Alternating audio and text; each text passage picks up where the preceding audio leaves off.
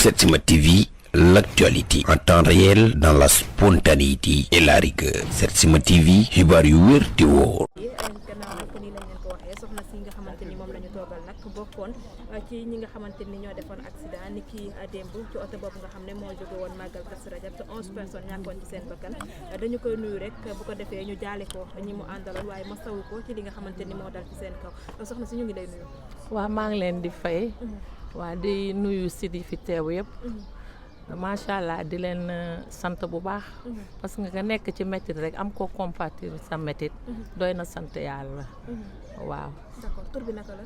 Adja Cheikh Mbaye Guèye. Adja Cheikh nga bokkoon ci li nga xamante ni moom moo xew mu niki démb gannaaw ba ñu la ma sawoo di la jaale di bokk ak yow tiis bi nga xamante ni moo dal ci sa kaw ndax mën nga ñëwalaatal ci ay leeral rek ni nga xamante ni noonu la mbir mi demee woon.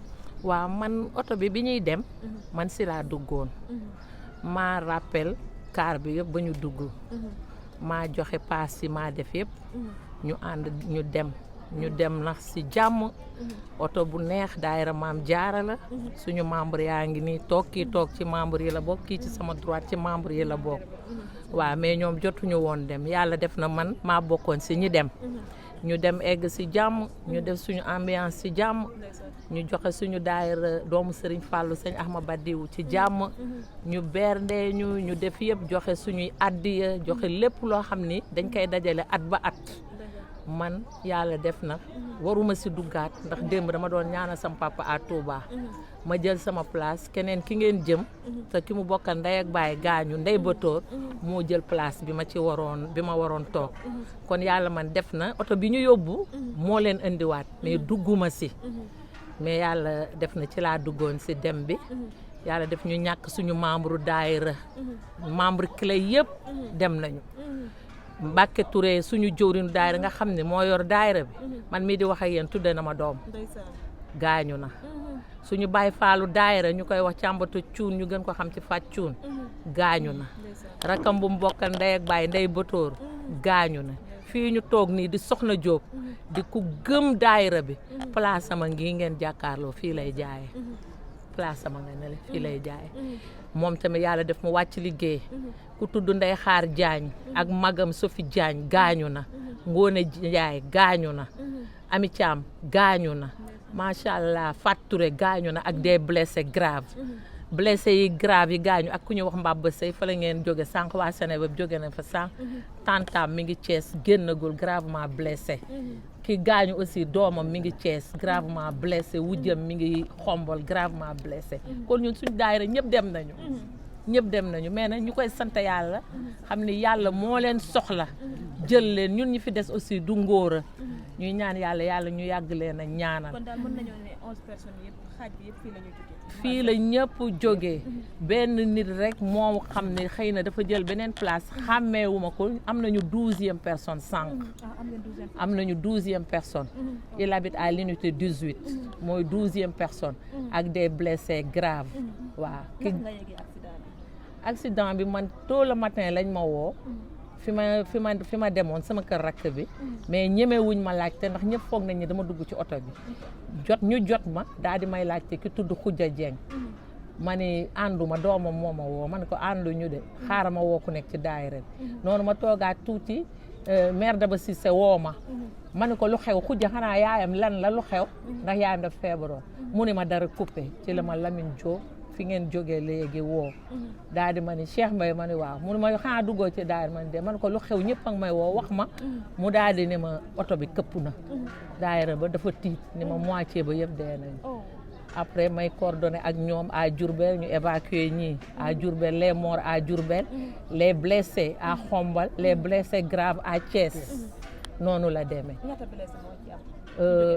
ci ñu jógee fii il y a Soxna Touré yaayam gaañu na ci blessé yi la bokk. Khoudia Dieng doomu wujjam gaañu na ci blessé yi la bokk.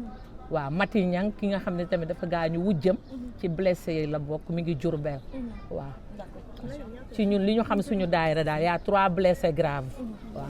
lan nga yëg ñi nga xamante ni ñoom nga àndaloon tey ñuy daal di la jékki-jékki tàggee la ko mu nekk loo xamante ni dof nañu am na yoo xam ne ñun dof nañu dañuy wax nii rek yàlla moo ñu jàppale mais démb boo ñu posé woon question duñu xam lu ñuy tontu ñun dof nañu parce que ànd ak ay nit di liggéeyandoo soxna jaara ñu ngi doon waaj Porokhane cotiser membre bu nekk cotiser nga suñu nag yëpp pare woon na ñu woo la wax la yu mel ni ñun dañuy wax nii rek yàlla moo binde doomu aadama nga mën a tenir yenn yi rek mais ñun dof nañu am na ci ñu bëri ñoo xam ne boo leen posé question bi xamuñu lu ñuy tontu waaye dof nañu waaw dof nañu